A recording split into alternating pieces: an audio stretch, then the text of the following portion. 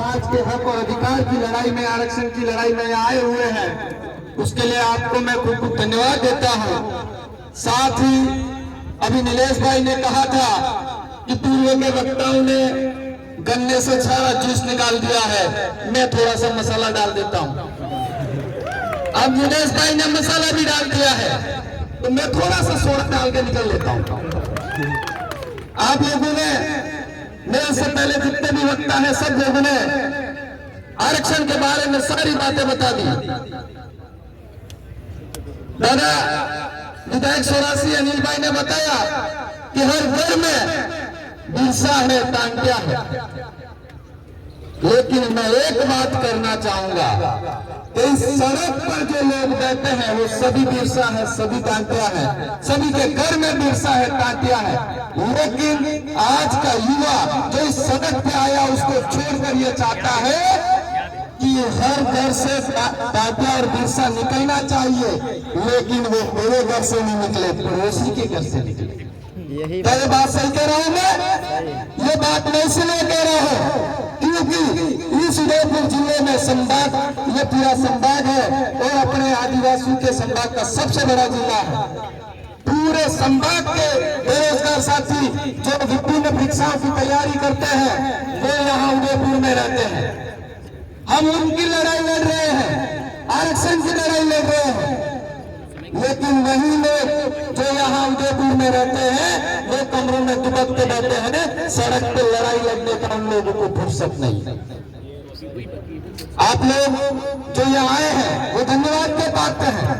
हम लोग आरक्षण की बात कर रहे हैं, लेकिन आदिवासी समाज सही समय पर जा गया और पढ़ने लिखने लगा है और अपने हक और अधिकार की बात कर रहा है। अभी आपने देखा कि देश के प्रधानमंत्री जी ने कहा कि कलम के नक्सलियों को खत्म करना है। क्या आप लोगों ने उस एक वर्ड पे एनालिसिस किया कि प्रधानमंत्री जी किसको खत्म करना चाह रहे हैं? वो लोगों को खत्म करना चाहते हैं जो जल जंगल की बात करता है, जो अपने हक और अधिकार की बात करता है। और जो पढ़ा लिखा है वो अपने हक और अधिकार की बात करेगा। आदिवासी है वो तो जल और जंगल की बात करेगा। जल जंगल की बात करेंगे, इसका मतलब जो पढ़ा लिखा है, समझदार है, जो संविधान को जानता है वही बात करेगा। और देश का प्रधानमंत्री कहता है कि कलम के नक्सली को खत्म करो। आप लोग हम पर भी लगा दीजिए ठप्पा नक्सलियों का।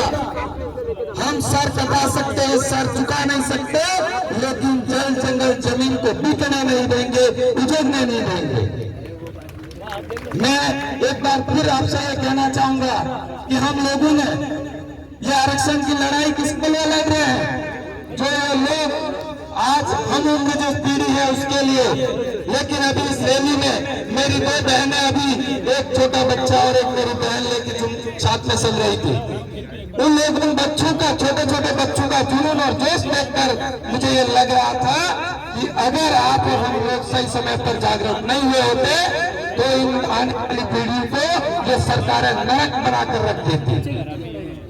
आप लोग करते होंगे, सोशल मीडिया का जमाना है। छत्तीसगढ़ और झारखंड में नक्सली के नाम पे 8-8, 9-9 साल के बच्चियों को, बालकों को, भाइयों को मार मार के बंदूकें डाल के कहते हैं नक्सली।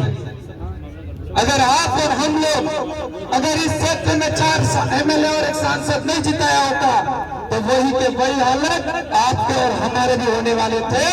लेकिन आप लोग सही समय पर जागरूक हुए। मैं मेरे बुजुर्ग बेरोजगार भाइयों से कहना चाहूंगा, आप बेरोजगार जरूर है लेकिन कमजोर नहीं है। आपके समाज के हक और अधिकार की लड़ाई लड़नी है तो रोड पर आना होगा, रोड पर लड़ाई लड़नी पड़ेगी। अभी भाई जय कृष्ण जी पटेल ने कहा था आंदोलन हमेशा सड़कों पर होते हैं, और आप जो लोग सड़कों पर आए हैं वो स्वतंत्रता सेनानी है, ऐसा मैं मानता हूं, क्योंकि आप लोग समाज के हक और अधिकार की लड़ाई लड़ने आए हैं। हम जो इनके बच्चों की बात कर रहा था मैं, ये छोटे छोटे बच्चे, इनका भविष्य हम नहीं उतरने देंगे, क्योंकि ये जब तक हमारी उम्र तक आएंगे हम हमारा अपनी प्रदेश लेकर रहेंगे, लेकिन उससे पहले हम आरक्षण की लड़ाई लड़ रहे हैं। तो आप और हम सबको मिलकर संवैधानिक हक और अधिकार में जो आरक्षण है उस आरक्षण को लेकर रहना है। उसके लिए हमें शायद किसी भी कीमत तक जाना पड़े, जाकर आरक्षण के अधिकार की लड़ाई लड़ेंगे और लेकर रहेंगे। साथियों में ज्यादा बात नहीं बोलना चाहूंगा, आप लोग सुबह से आए हैं, सुना है, एक नारा लगा के मैं अपने सब खत्म करना चाहूंगा। जय जोहार का नारा है, जय जोहार का नारा है, जय जोहार